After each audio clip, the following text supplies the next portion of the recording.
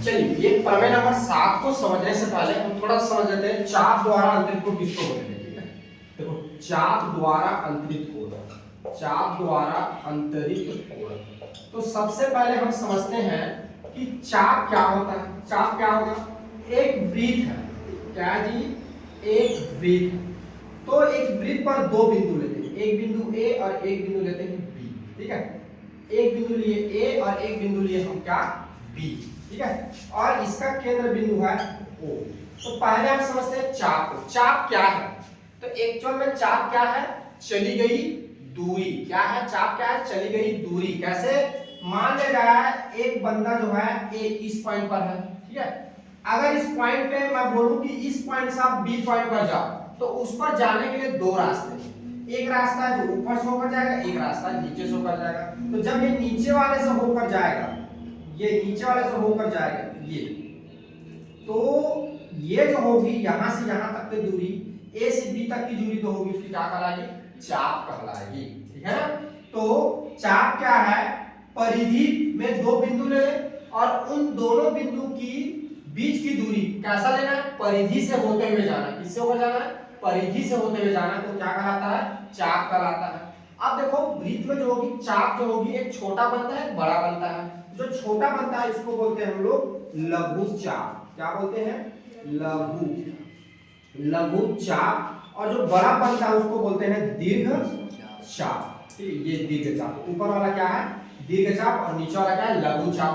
अब देखो इस चाप द्वारा अंतरित कोण, इसका कहने का मतलब ये जो चाप है इसी को क्या कर दे, केंद्र से मिला दे, और इसी को क्या कर दे, यहां से मिला दे बी को। तो यहां पर एक कोण बनेगा, यहां पर एक कोण बनेगा। तो मान के चलते हैं ये कोण कितना बन रहा है, 2 थीटा बन रहा है। कितना बन रहा है, 2 थीटा। अब प्रश्न हमको क्या बोल रहा है, ये क्या बोल रहा है हमको, देखो वृत्त के किसी चाप द्वारा केंद्र पर अंतरित कोण, वृत्त के परिधि के शेष भाग पर, माने ए से लेकर बी तक। ठीक है, ये जितना शेष भाग बच गया, शेष भाग पर किसी बिंदु पर अंतरित कोण का क्या होता है, दुगुना होता है। इसका कहने मतलब अगर इसी चाप द्वारा, समझना चाप क्या रहेगा, वही एक केंद्र में बनाएगा और एक क्या करेगा, परिधि में बनाएगा। कहां पर बनाएगा, परिधि, कहीं भी बना दे। ये मान लो एक पॉइंट ले लिया हमने P, तो यहां पर जो कोण बनेगा ये क्या होगा, थीटा होगा। क्या होगा, थीटा होगा। इसीलिए बोला गया है कि वृत्त के किसी कोण द्वारा केंद्र पर अंतरित कोण, केंद्र पर अंतरित कोण परिधि पर शेष भाग पर किसी बिंदु पर अंतरित कोण का दुगुना होगा। इसका मतलब ये समझो कि यहाँ पर जितना कोण बनेगा उसका जब 2 का गुणा करूंगा उसमें, तो ये केंद्र पे कोण के बराबर आएगा।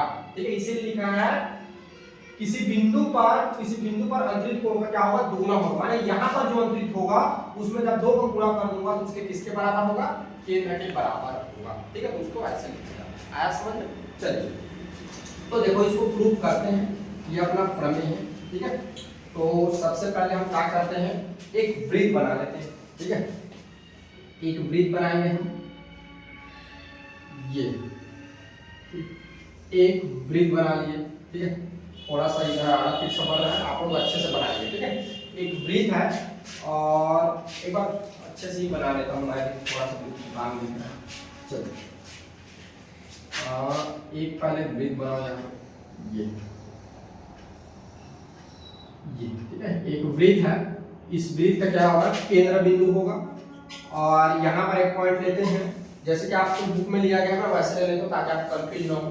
P Q R. ठीक है, यहाँ पे P है और यहाँ पे एक बिंदु लिया गया है Q। ठीक है, और यहाँ पे एक बिंदु लिया गया है R। तो आप अपने को क्या करना है, इसको ऐसे मिला देना है, ये और ये मिलेगा ये, और इसी के द्वारा यहाँ पर कोण बनाएंगे, ये यहाँ मिलेगा R। ठीक है, और इसको जो है यहाँ से मिला देना है ये। ठीक है, इसको पूरा ऐसे लाइन से मिला दो, ज़्यादा अच्छा रहेगा। ये पूरा ऐसे लाइन से, ये इसको, अरे यार पीछा क्यों बन रहा है, ये पीछा बन जा रहा है। को अपने को एकदम स्ट्रेट ऐसा सीधा। ठीक है, तो यहाँ पे कोण बनेगा और यहाँ पे क्या बनेगा, कोण बनेगा। ठीक है, तो यहाँ पे जो कोण बनेगा उसका जो होगा दोगुना। ठीक है, ये अपने को प्रूफ करना है। तो चलिए ये केंद्र बिंदु है O। ठीक है, तो सबसे पहले हम लिखेंगे आपको क्या दिया गया है। ठीक है, तो तो सबसे पहले आप लिखेंगे दिया गया है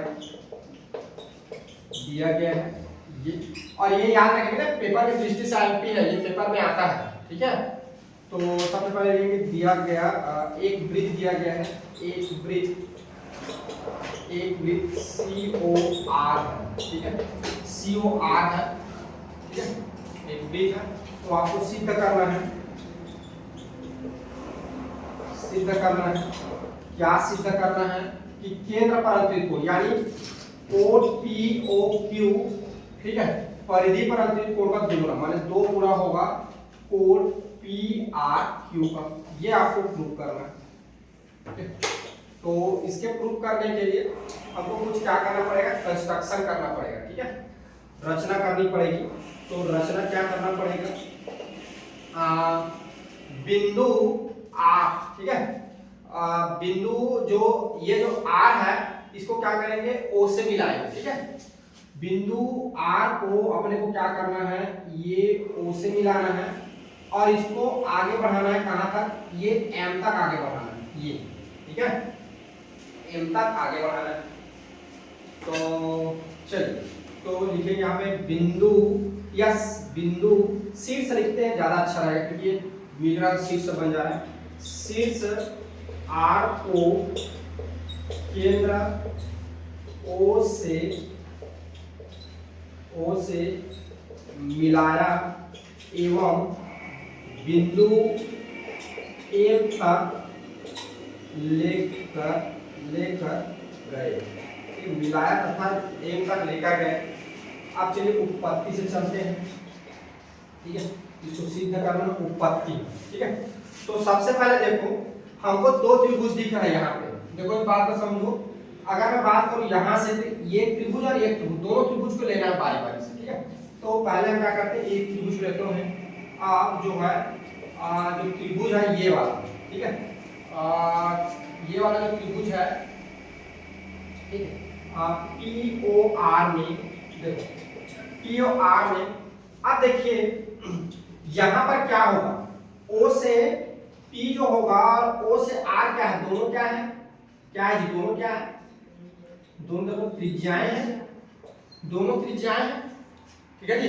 अब इस बात को समझिए, एक मैं क्या करता हूं, एक त्रिभुज बना दूं, क्या बना दूं, एक मैं त्रिभुज बना दूं।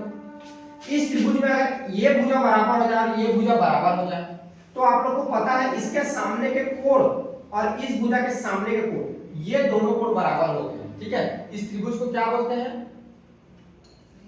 समद्विबाहु त्रिभुज, क्या बोलते हैं, समद्विबाहु त्रिभुज। और आप लोग को पता होगा समद्विबाहु त्रिभुज जो होते हैं उनके क्या होते हैं, 2 भुजा बराबर होते हैं, दोनों भुजा बराबर है, दोनों कोण भी क्या होंगे, बराबर होगा। तो यहाँ पर देखो, अगर मैं त्रिभुज की बात करूं तो ये भुजा हो गई और ये भुजा हो गई, दोनों भुजा बराबर है, या इसके सामने वाला कोण ये और इसके सामने वाला कोण ये क्या होंगे, दोनों आपस में बराबर होगा, ठीक है। तो मैं लिख सकता हूं इसको मैं लिख सकता हूं कि कोण जो होगा OP और R, ठीक है, बराबर होगा कोण किसका, ORP का, ठीक है। तो समद्विबाहु त्रिभुज के कोण लिख सकता हूं, ठीक है, समद्विबाहु त्रिभुज के कोण, समद्विबाहु त्रिभुज के कोण है, आपको पता है समद्विबाहु त्रिभुज के कोण क्या होते हैं, बराबर होते हैं, ठीक है। ये हो गई। अब थोड़ी सी और बातों को मेरी समझिए, देखिए यहाँ पे, अब देखो, ठीक है, अब देखो एक क्या है, एक मैंने एक त्रिभुज लिया है ये, ठीक है, आप लोगों ने पढ़ के आया होगा अंतःकोण, क्या पढ़ के आया है, बहिष्कोण त्रिभुज, सॉरी अंतःकोण बोल दिया, बहिष्कोण, ठीक है। देखो जो त्रिभुज में बहिष्कोण क्या बोलते हैं, अंतःकोण, यानी जो अंदर बनता है उसको क्या बोलते हैं, अंतःकोण, और बाहर बनता है उसको क्या बोलते हैं, बहिष्कोण, बाहर बनने वाला कोण। तो आप लोगों ने पढ़ के आया कि बहिष्कोण जो होता है किसी त्रिभुज में, जब क्या करेंगे, एक त्रिभुज बनाएंगे, उसकी एक भुजा को आगे बढ़ाएंगे, तो बहिष्कोण माने यहाँ पर जो बनने वाला कोण होगा, इन दोनों कोणों को योग के क्या होता है, बराबर होता है। अगर इसको मैं 1 नाम दे दूं, इसको 2, इसको 3, तो कोण 1 जो होगा कोण 2 प्लस कोण 3 के बराबर होगा, ठीक है। तो बहिष्कोण प्रमेय आपने पढ़ के आया हुआ है, बहिष्कोण में क्या होता है, बाहर में स्थित कोण, ठीक है, उसके दूरस्थ अंतःकोणों के, ये इसको छोड़ दे रहे हैं ना, दूरस्थ अंतःकोणों के योग के बराबर होता है। क्या होता है? बहिष्कोण दूरस्थ अंतःकोणों के योग के बराबर होता है। तो यहाँ पर मंडल कोण इन दोनों के बराबर होता है। अब देखिए बात को समझिए, यहाँ पर बात को समझिए मेरा, यहाँ पर देखो, अगर यहाँ पर बात करूं कोण POM की बात करूं, किसकी बात करूं? POM की मैं बात करूं, ठीक है। तो POM क्या होगा यहाँ पे, ठीक है, POM, तो POM, ठीक है, POM देखो यहाँ पे कोण बनेगा, इधर बातों को समझो, यहाँ पर कोण बनेगा। अब इस कोण को छोड़ो तो दूर में कौन है? ये कोण है और ये कोण है, दोनों के क्या होगा? योग के बराबर होगा। इसका कहने का मतलब कोण OPR प्लस कोण ORP ये होगा। अब देखिए यहाँ पर देखो, इसको मैं क्या लिख सकता हूँ? OPM बराबर कोण OPR को OP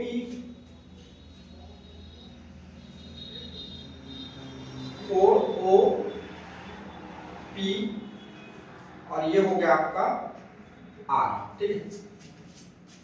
तो यहां पर जो है ORP, ठीक है।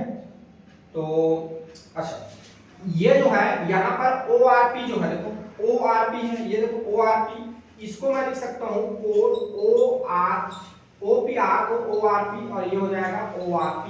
तब ये हो जाएगा OPM बराबर आपका हो जाएगा 2 into ORP, ये, ठीक है। इसको नाम दे देना है आपको समीकरण नंबर 1, ठीक है।